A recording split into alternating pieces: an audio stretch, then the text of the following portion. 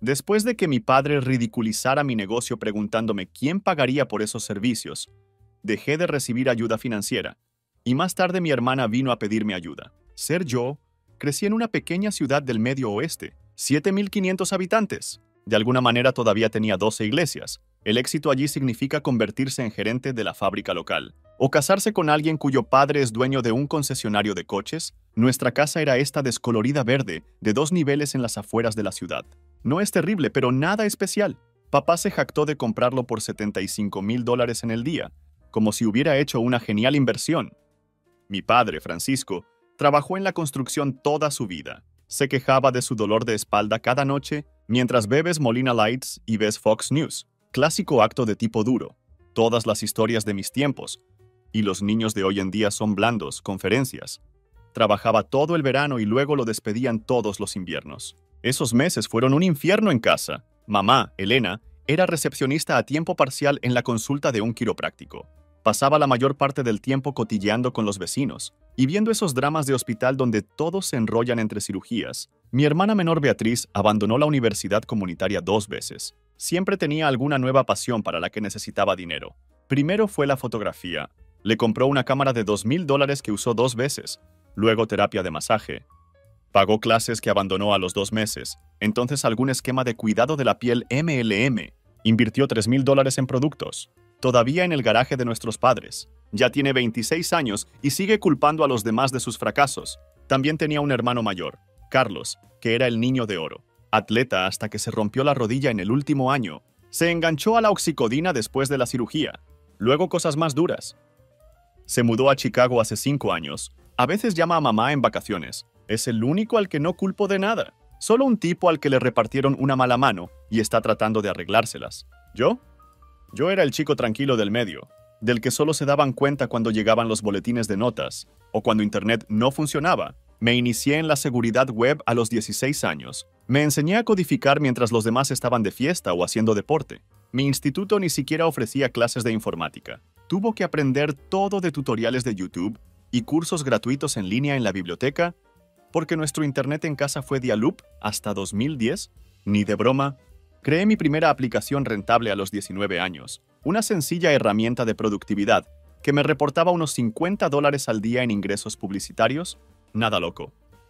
Pero fue la primera vez que probé a ganar dinero de verdad. A los 22, ya había conseguido un puesto de ciberseguridad a distancia en una empresa tecnológica de California. No les importó que nunca terminara la universidad. Solo les importaba que pudiera codificar en círculos alrededor de tipos con títulos de CS de Berkeley. Cuando conseguí ese primer trabajo todavía vivía en casa. El plan era ahorrar durante 6 meses y luego mudarse. Pero entonces papá perdió su trabajo de nuevo. De repente no podían pagar la hipoteca, así que intervine. Solo temporalmente pensé. Esa ayuda temporal se convirtió en 9 putos años de ser el cajero de la familia. Mi configuración es jodidamente dulce ahora.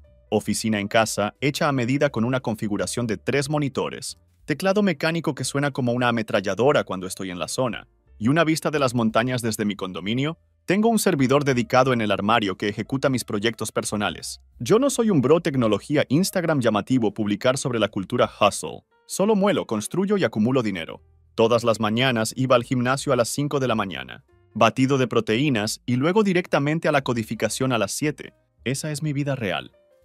Al que nunca entendieron ni respetaron. Entonces comprobaría mi teléfono. 3 llamadas perdidas de mamá. Un mensaje de Beatriz preguntando cuándo enviaría la ayuda de este mes. Se me hacía un nudo en el estómago, siendo necesario solo para mi cartera, nunca para mí. Papá siempre llamó a lo que hago jugar con ordenadores. Dijo que tuve suerte, y no fue un trabajo real como romperte la espalda. Mientras tanto ganó mucho dinero con primas y flexibilidad a distancia, mientras financian todo su puto estilo de vida. Cada vez que lo visitaba hacía algún comentario sobre cómo debería tomar el sol, o conocer a una chica de verdad en vez de esas de ordenador. Signifique lo que signifique. Entonces, en el mismo aliento que mencionaría cómo el techo necesita ser reemplazado, o cómo estaban pensando en unas vacaciones a Florida, y durante 9 años solo lo tomé. Asintió, hizo las transferencias, pagó las facturas. ¿Arreglaron sus ordenadores y teléfonos gratis? Los escuché despedir toda mi carrera mientras vivía de las ganancias. Me decía a mí mismo que eran familia, que les estaba ayudando, que estaba siendo un buen hijo. ¡Qué puta broma! Fue un martes cuando todo cambió. Todavía lo recuerdo perfectamente. Llevaba despierto desde las 4 de la mañana, terminando una actualización importante para un cliente. Nuestro equipo había estado trabajando en este despliegue durante meses. Finalmente lo llevamos a producción alrededor de las 9 a.m. La liberación se realizó sin problemas. Sin errores importantes, ¿no es necesario retroceder? Mi jefe incluso me envió un mensaje personal, trabajo asesino. Estaba en ese subidón post-proyecto, sentirse realizado. Decidió tomarse el resto del día libre. En un capricho pensé en sorprender a mis padres con el almuerzo. No había estado allí en un mes desde que había sido golpeado con el trabajo. También se acercaba el cumpleaños de mi madre. Supuse que podría hacerme una idea de lo que podría querer. Se detuvieron en este lugar italiano que les gusta. Compré pasta y pan de ajo. Aparqué un par de casas más abajo. Hábito de cuando era adolescente intentando colarme hasta tarde. Mientras subía por el camino equilibrando los contenedores de comida, oí risas procedentes de la ventana parcialmente abierta del salón. La voz de papá se oía claramente. El tonto de mierda se cree tan importante con su trabajo de programador, sentado sobre su culo todo el día apretando botones mientras los hombres de verdad trabajan.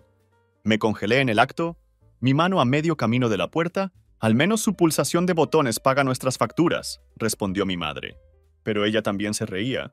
Esa risa cortó más profundo que cualquier insulto podría. No era la risa de alguien defendiéndome, era la risa de alguien que estaba completamente de acuerdo. ¿Viste cómo habló de su ascenso el mes pasado? La voz de Beatriz ahora, como si realmente nos importara su mierda nerd. Solo dinos cuánto dinero más vas a enviar, Code Monkey. Más risas. Bueno, él no consiguió mi aspecto o encanto, así que supongo que tenía que ser bueno en algo, dijo papá. Su voz petulante y desdeñosa. Me acerqué a la ventana y miré por ella. Estaban sentados alrededor de la mesa de la cocina, la misma mesa que les había comprado las navidades pasadas, junto con la renovación de toda su puta cocina. Papá estaba haciendo una imitación de mí tecleando, con movimientos exagerados, encorvados y haciendo caras tontas. Mírame, soy Tomás, soy tan listo con mis ordenadores. Gano mucho dinero, pero no sé ni cambiar una rueda ni hablar con mujeres de verdad. Mi hermana estaba literalmente llorando de risa, mientras mamá se secaba las lágrimas de los ojos. ¿Recuerdas cuando intentó explicar su trabajo en Acción de Gracias? Y el tío Guillermo seguía preguntando si trabajaba para The Geek Squad. Beatriz resolló. Entonces Tomás se puso muy serio. No, soy arquitecto senior de ciberseguridad. ¿Qué coño significa eso? Papá se burló. Hacer citas al aire. Significa que nos envía dinero todos los meses, así que ¿a quién le importa?, respondió Beatriz. Y todos se rieron más.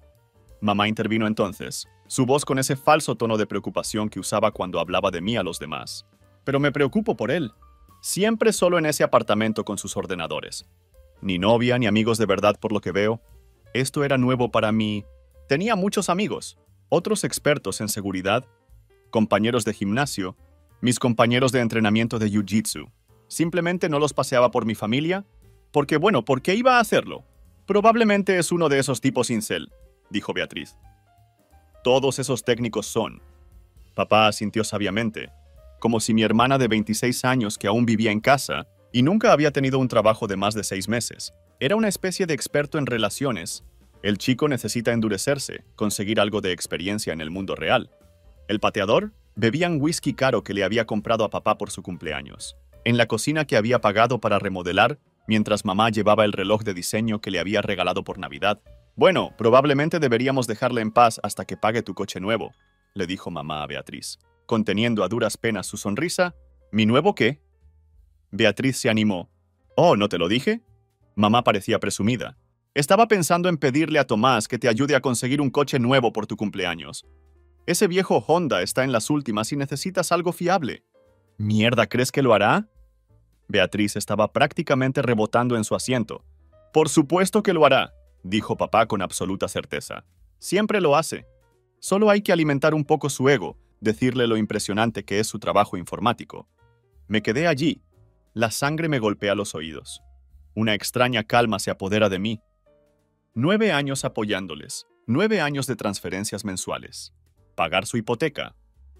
Financiando los repetidos intentos de Beatriz en la universidad, facturas mágicas, reparación de automóviles, vacaciones. Todo el tiempo me vieron como nada más que una broma y un cajero automático. Siempre sospeché que no respetaban lo que hacía. pero al verlo tan desnudo, oyéndolo en sus propias voces, algo se endureció dentro de mí que nunca más se ablandaría. Miré la comida que tenía en las manos.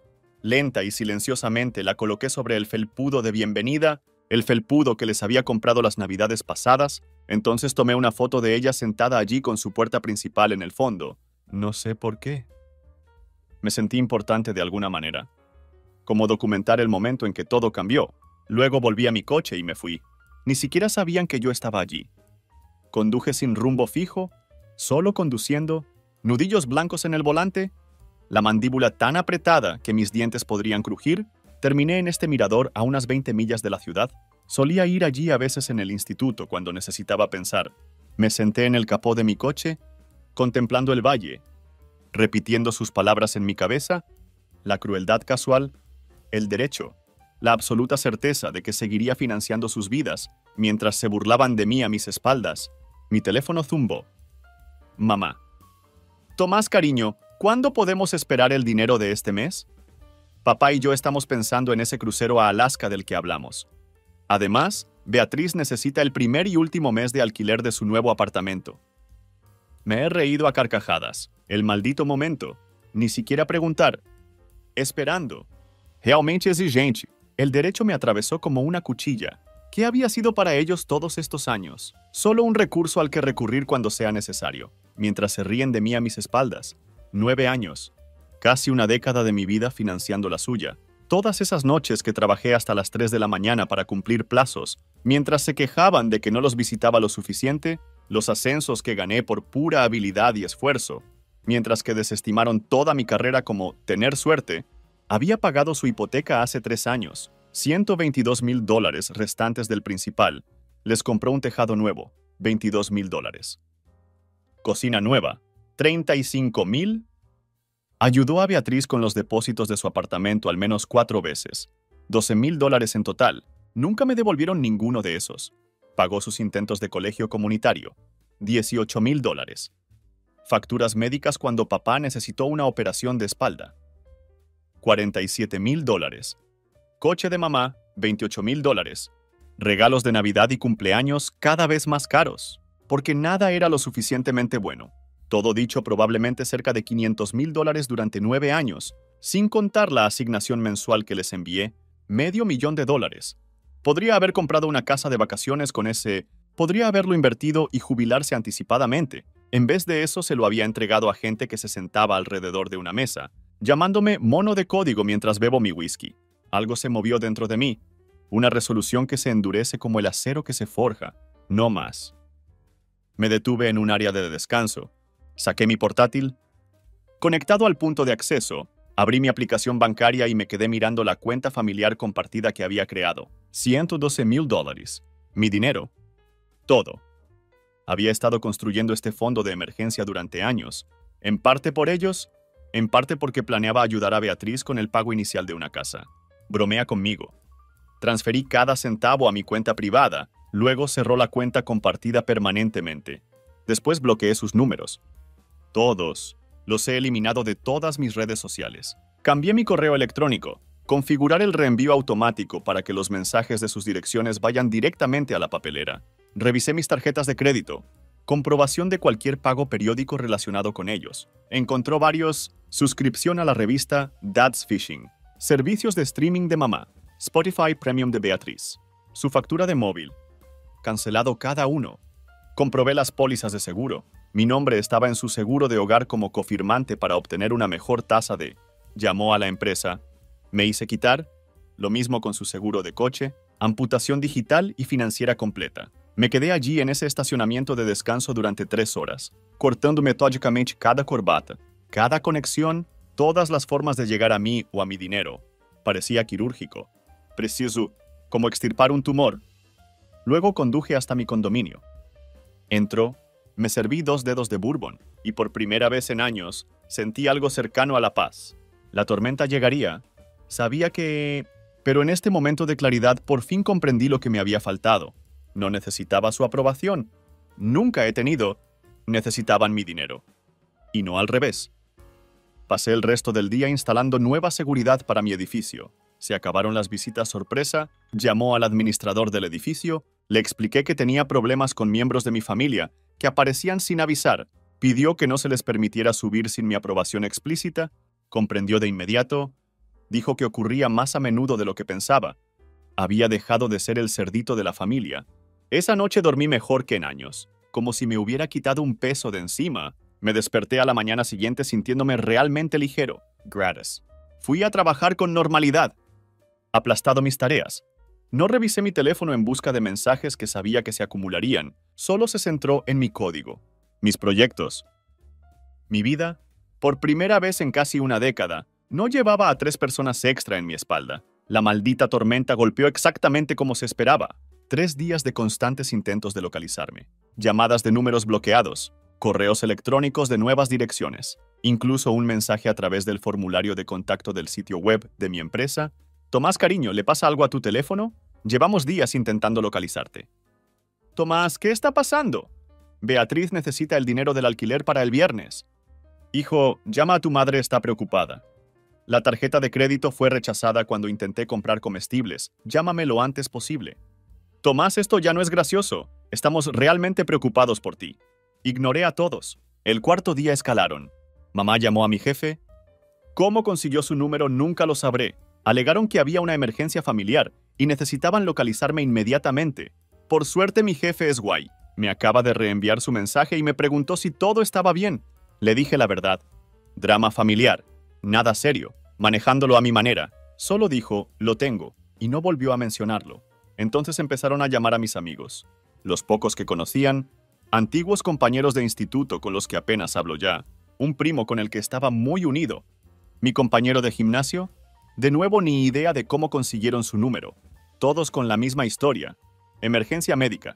No puede alcanzarme. Desesperadamente preocupado. Una a una estas personas me enviaron mensajes de texto preguntando qué estaba pasando. Uno por uno expliqué brevemente sin drama. Problemas familiares, nada serio. Tomar un poco de espacio. Al cuarto día sonó el timbre de mi apartamento. Comprobé la cámara de seguridad para ver a mi padre de pie allí, cara ya roja de ira.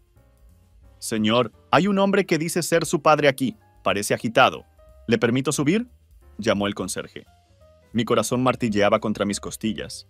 Pero me negué a esconderme. Mándalo arriba.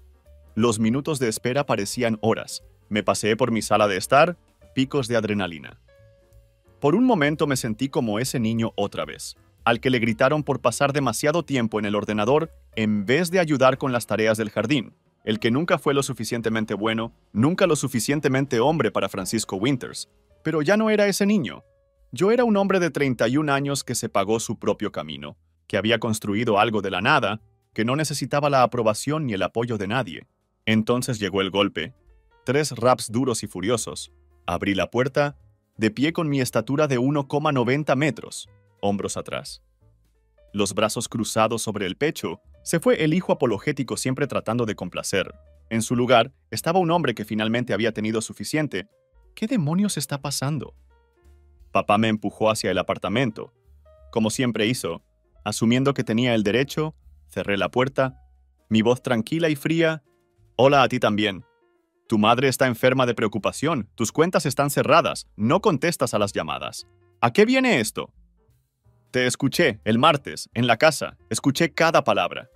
Su rostro pasó por una rápida serie de expresiones. Confusión. Entonces el reconocimiento. Luego despido. ¿Qué? ¿Te refieres a nosotros bromeando? Cristo, hijo, no seas tan sensible. Solo nos estábamos riendo. A mi costa, mientras viven de mi dinero. Eso es lo que hacen las familias. Se toman el pelo. No significa nada. Entonces supongo que el dinero que envío tampoco significa nada. Su rostro se ensombreció. Espera un momento. 9 años, papá. 9 jodidos años he estado manteniendo a esta familia. Pagar la hipoteca, financiar el tercer intento de Beatriz en la universidad, comprarle a mamá electrodomésticos nuevos. Y todo mientras te burlas de mí, de mi carrera y de todo lo que he construido. Estamos agradecidos por la ayuda, pero... No eres agradecido. Tienes derecho. Lo esperas como si fuera tu derecho vivir de mi trabajo mientras me tratas como una broma. Su cara se estaba poniendo morada. Somos tu familia. Eso es lo que hace la familia, ayudarse unos a otros. Me reí. No pude evitarlo. La ayuda va en ambos sentidos, papá. ¿Cuándo fue la última vez que me ayudaste con algo? ¿Cuándo fue la última vez que alguno de vosotros me preguntó por mi trabajo sin que se le pusieran los ojos como platos, esperando a que me callara para pedirme dinero? Abrió la boca, lo cerró de nuevo. Sin respuesta, he oído que planeas pedirme que le compre a Beatriz un coche nuevo, después de todo lo que ya le he dado. Después de pagar 2 carreras que nunca terminó, después de 4 depósitos de apartamentos que perdió. Ella está pasando por un momento difícil. Ella ha estado pasando por un momento difícil desde que tenía 19 años. Tiene 26, papá. ¿Cuándo empezará a responsabilizarse de su propia vida? Eso no es justo. No todo el mundo puede ser un genio de la informática. Me quedé mirándole. El despido de mi duro trabajo, mis años de aprendizaje, mi constante ajetreo, todo reducido a genio de la informática, como si hubiera nacido sabiendo codificar, como si no hubiera pasado miles de horas enseñándome a mí mismo, proyectos de construcción, fallando, aprender, intentándolo de nuevo. El banco está cerrado, dije simplemente. Permanentemente. No puedes dejarnos solos, tenemos facturas, gastos. Igual que todos. Consigue un trabajo, mamá también, Beatriz definitivamente. Tu hermana tiene un trabajo. Medio tiempo en una cafetería no cuenta cuando tienes 26 años. Es hora de madurar, todos vosotros. Su rostro se contorsionó de rabia, la vena de su frente palpitando. ¡Pequeña mierda desagradecida! Después de todo lo que hemos hecho por ti. Dime una cosa. Me acerqué, sobresaliendo por encima de él. Una cosa que hayas hecho por mí en la última década que no haya implicado pedir dinero. Tartamudeó. ¡Nosotros! ¡Te enseñé a ser un hombre! En realidad me reí en su cara. ¿Es eso lo que crees que hiciste? Me enseñaste que los hombres de verdad se parten el lomo por el salario mínimo en vez de usar el cerebro. Que los hombres de verdad beben cerveza y se quejan en vez de resolver problemas. Que los hombres de verdad se aprovechen de sus hijos en lugar de construir algo para sí mismos. Dio un paso atrás, realmente conmocionado. No creo que nadie le hubiera hablado así antes. Fuera de mi casa. Esto no ha terminado, siseó retrocediendo hacia la puerta. La familia lo es todo, Tomás. Te arrepentirás de esto.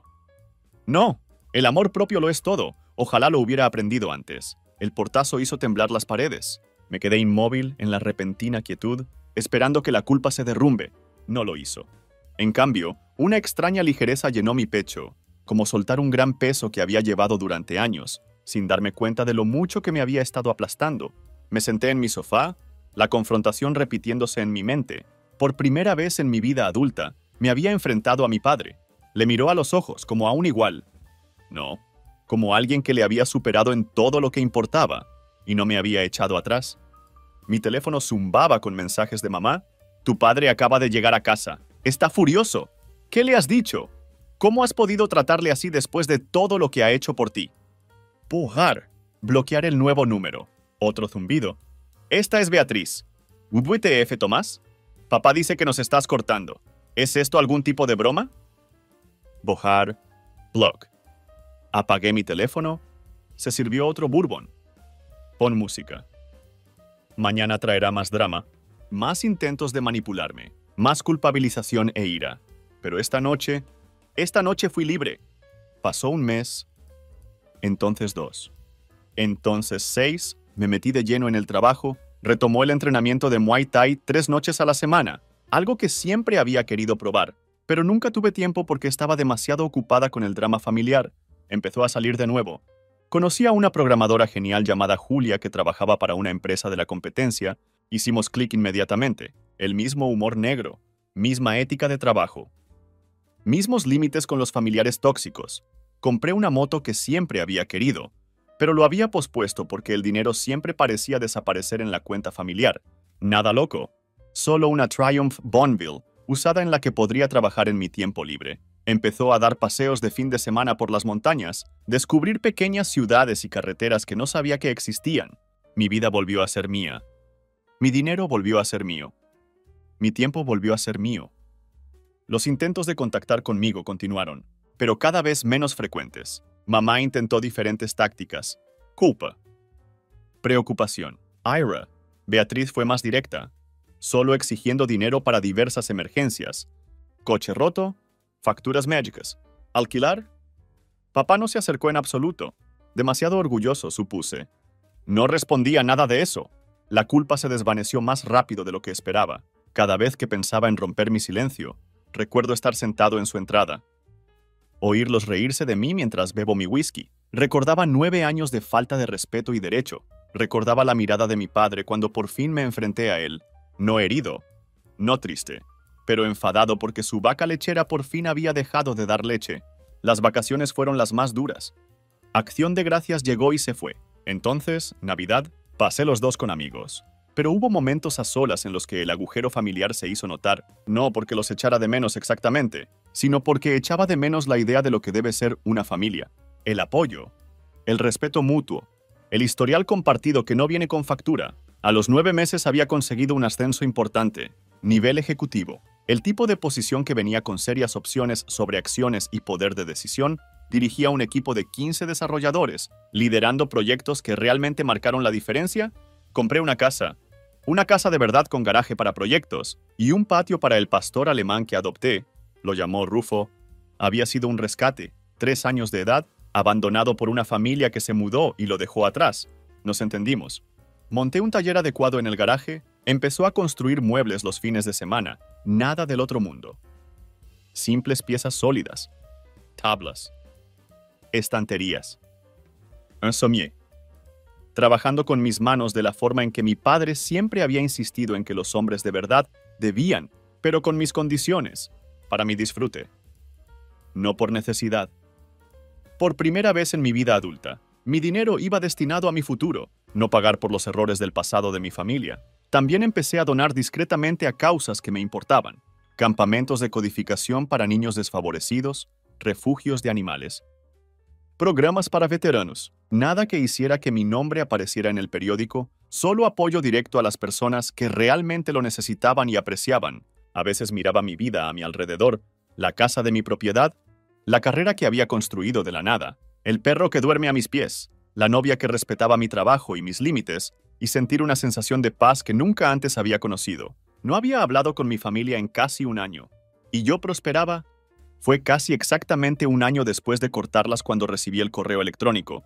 Llegó a la dirección de mi trabajo, que rara vez comprobaba personalmente, ya que mi ayudante se encargaba de ello.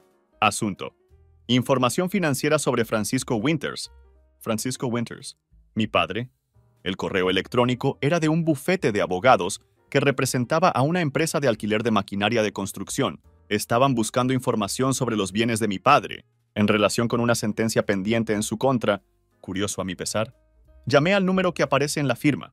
Soy Tomás Winters, devolviendo su llamada sobre Francisco Winters. Ah, señor Winters, gracias por ponerse en contacto con nosotros. Como mencioné en mi correo electrónico, representamos a Highland Equipment Rentals en relación con una deuda impagada de Francisco Winters.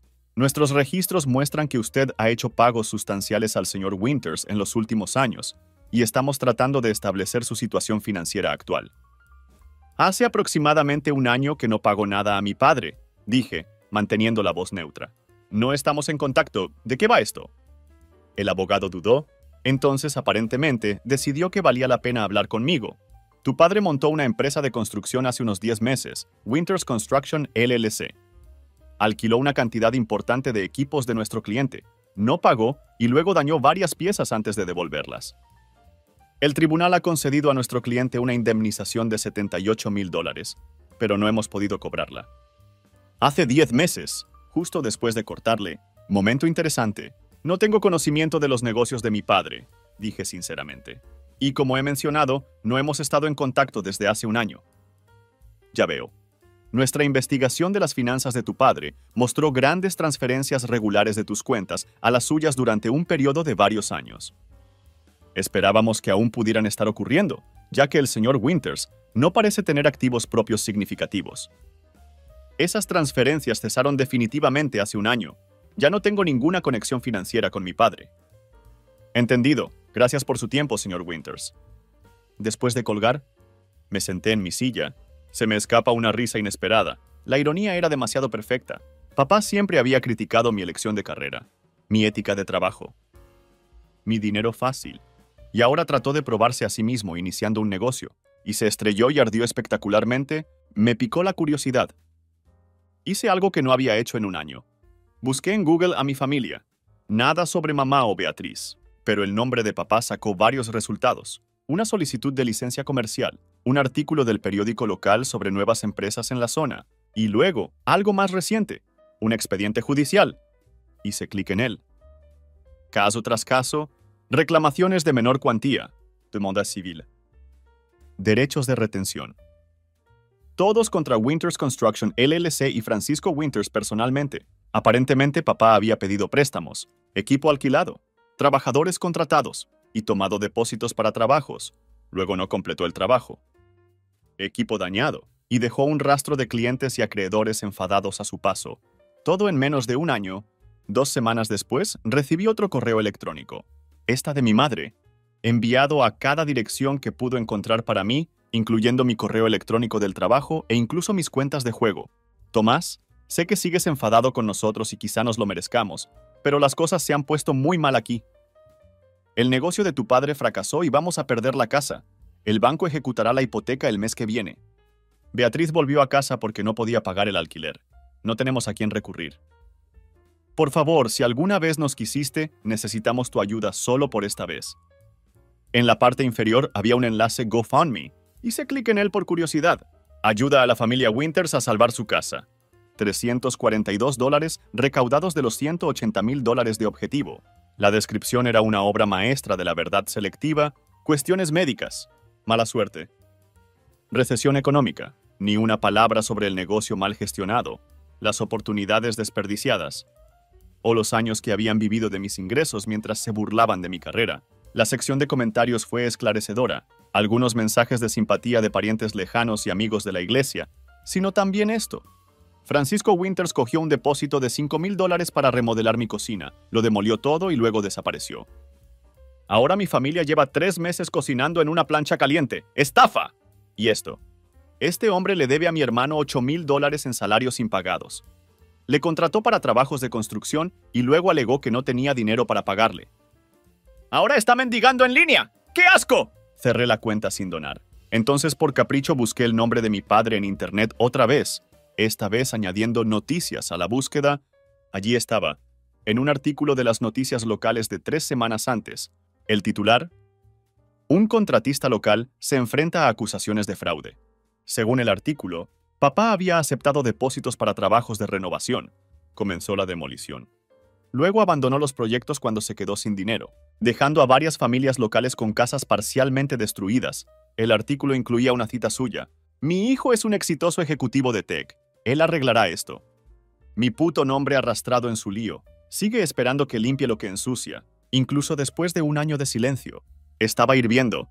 El maldito descaro absoluto de él. Fracasar tan estrepitosamente por su propia arrogancia y mala gestión, y luego ofrecer públicamente mi dinero para arreglarlo. Mi teléfono sonó. Número desconocido. En contra de mi buen juicio respondí: «¿Tommy? Tomás, no cuelgues, soy Beatriz». La voz de mi hermana sonaba diferente. Colado, desesperado. «¿Qué quieres, Beatriz? Sé que has visto el GoFundMe. Sé que sigues enfadado por lo que sea que estés enfadado, pero esto es serio. Van a arrestar a papá si no devolvemos al menos parte del dinero. Mamá tiene ataques de pánico. Nos vamos a quedar sin casa en 3 semanas. Eso suena como una serie de consecuencias por las acciones de papá. ¿Cómo puedes ser tan frío? Somos familia. La familia se respeta. La familia no se burla de los demás a sus espaldas. La familia no toma y toma durante años y luego espera más. Era solo una estúpida broma. ¿Mientras vives enteramente de mi bolsillo? No, Beatriz, así no es como funciona. Empezó a llorar. El mismo llanto que solía hacer cuando quería un coche nuevo o la matrícula de otra carrera que nunca terminaría. ¿Así que vas a dejar que vayan a la cárcel? ¿Dejar que nos quedemos sin casa? ¿Es eso lo que eres ahora? Respiré hondo. Papá tomó sus decisiones. Tú tomaste las tuyas. Yo tomé las mías. ¿Qué se supone que significa eso? Significa no más dinero, ni un céntimo. Sois adultos, resuélvanlo. ¡Bastardo sin corazón!, gritó. Su llanto instantáneamente reemplazado por rabia. Después de todo lo que hemos hecho por ti. Mamá tenía razón, el dinero te cambió, te hizo creer que eres mejor que nosotros. Siempre fui mejor que tú, Beatriz, solo que no me había dado cuenta hasta ahora. Terminé la llamada, apagué mi teléfono y llevó a Rufo a una larga caminata por las montañas. El aire era claro. las vistas espectaculares. La libertad se sentía mejor de lo que nunca había imaginado. 3 semanas más tarde estaba en Boston para una conferencia de tecnología, cuando recibí un mensaje de texto de un número que no reconocí. Es mamá, teléfono nuevo, emergencia, por favor llame. En contra de mi buen juicio. ¿Llamé? ¿Tommy? Su voz sonaba pequeña, roto de una manera que nunca había oído antes. ¿Qué pasa? Tu padre está en la cárcel, cargos por fraude. Dicen que de 3 a 5 años. No dije nada. Perdimos la casa ayer. El banco se lo llevó todo. Beatriz y yo nos alojamos en un motel, pero solo tenemos para 3 noches más. Silencio quieto de mi... Tomás, por favor. Sé que te hicimos daño. Sé que te dimos por sentado, pero no tenemos a quién recurrir. ¿Qué pasa con todos tus amigos? ¿Los vecinos que conoces desde hace décadas? ¿Los compañeros de trabajo de papá? Se han vuelto todos contra nosotros por lo del fraude. Los Hernández perdieron los ahorros de toda su vida por el negocio de tu padre. La cocina de los Molina sigue destrozada. Nadie nos ayudará. Jesucristo, era incluso peor de lo que pensaba. Ese no es mi problema, mamá. ¿Cómo puedes decir eso? Somos tu familia. La familia no se trata como tú me trataste. Solo era una broma. No queríamos decir nada. Sí, lo hiciste. Lo decías en serio. Nunca me respetaste a mí, ni a mi trabajo, ni a lo que construí. Solo querías el dinero que te proporcionaba. Empezó a sollozar. Lo sentimos. Lo sentimos. No lo entendí. Me equivoqué. Tu padre se equivocó. Por favor, Tomás, no tenemos nada, a nadie. Los sollozos continuaban al otro lado de la línea. Me senté allí en mi habitación de hotel, mirando el horizonte de Boston, no sentir nada. No satisfacción por su caída, no culpa por su situación. Simplemente nada. Tomás, por favor, no tenemos a quién recurrir, repetía mi madre entre sollozos. Respiré hondo. Te propongo un trato, dije finalmente. Pagaré 3 meses en un apartamento básico, no bonito, básico. Pagaré la matrícula de Beatriz en una carrera si mantiene un promedio de 3,5 y trabaja a tiempo parcial. Si vuelve a abandonar, se acabó. No voy a pagar nada de los honorarios legales de papá o restitución. Él hizo su cama. En cuanto a ti, mamá, tendrás que conseguir un trabajo, cualquier trabajo. Pero si hace años que no trabajo. McDonald's siempre está contratando. El silencio se extendía entre nosotros. Esas son mis condiciones, tómalas o déjalas. Tu padre siempre dijo que tú eras el de corazón frío, susurró ella. Nunca le creí hasta ahora. Me reí. Realmente divertido. Todavía tratando de los viajes de la culpa, ¿eh? Oferta rescindida. Buena suerte, mamá. Terminé la llamada.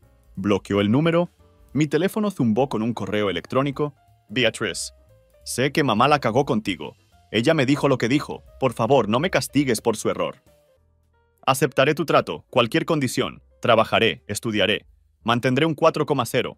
Solo por favor no nos dejes sin nada. Te lo ruego, Tomás. Estaba equivocada contigo. Tan equivocada. Adjunto una foto. Beatriz y mamá sentadas en la cama de un motel, rodeado de bolsas de basura llenas de lo que parecía ropa y objetos personales, las posesiones restantes de una familia que una vez había vivido cómodamente en mi centavo. Me quedé mirando la imagen durante mucho tiempo, no con satisfacción o placer, simplemente nada. Ahora eran extraños para mí. Las personas que me habían criado, a quien había apoyado durante años, reducidos a extraños desesperados pidiendo ayuda, redacté una respuesta sencilla. Haré que un abogado se ponga en contacto contigo mañana con las condiciones. Un error, un desliz, y se acabó para siempre.